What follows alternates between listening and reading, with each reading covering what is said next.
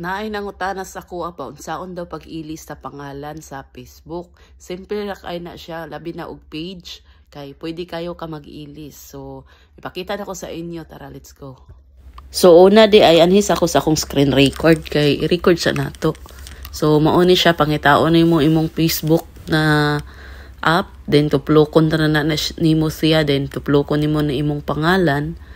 I-click nimo imong page, then ang uban diri sila mo adto.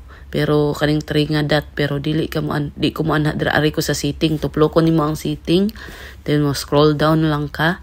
Yun, ana ra ka sayon. Dahil makita nimo ng sit up diha, tuplokon ra na nimo sit up. Dayon ka ng name. So dali ra kayo. So pwede na ka mag-ilis dayon sa imong pangalan. Kana akong pangalan ako ng Elisan, kunwari ing-ani. I-delete lang na nimo siya, imong pangalan. So before ka mo delete sa imong pangalan mo, change timan-i nga na ay nakabutang diha og basaha. If you change your name, you can change it again for 60 days. So kinahanglan within 60 days di ka pwede mag-ilis. So i-delete na nimo siya, ilisan nimo pangalan nga imong gusto. Kunwari Cordapia vlog, o di ba? Or ilisan nimo dihag kanang ambot lang nimo, or kanang pangalan na gusto nimo, basig unsa lang, basta Inday Badiday, o di ba? O ilisan nimo ingonana, basta bisag unsa lang imong gusto nga pangalan nga iilis. Basta kanang gusto nimo nga di na nimo usbon, or kanang ganahan nimo nga pangalan nga ikaw ra puy makahibaw. Maura na siya inana ra ka sayon. So back. So inana lang.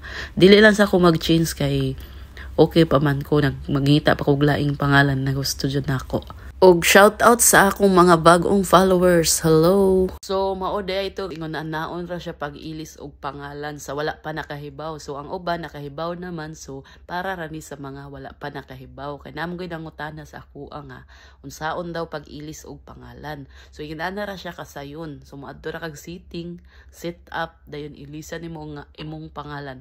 Dayon within 60 days, 3 months, usa ka pwede makapalit og usab sa imong pangalan.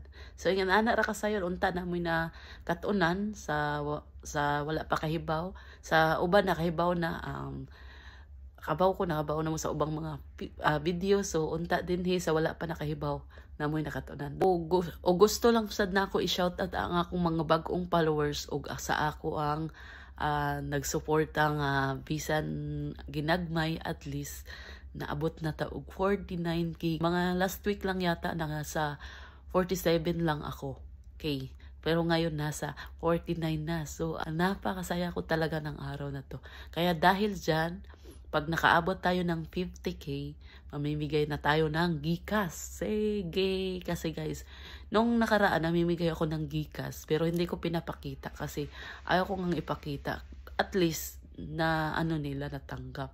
So, sa mga hindi pa nakatanggap, mag-ready kayo, baka kayo na ang susunod. Don't forget to like, follow, and share. Bye!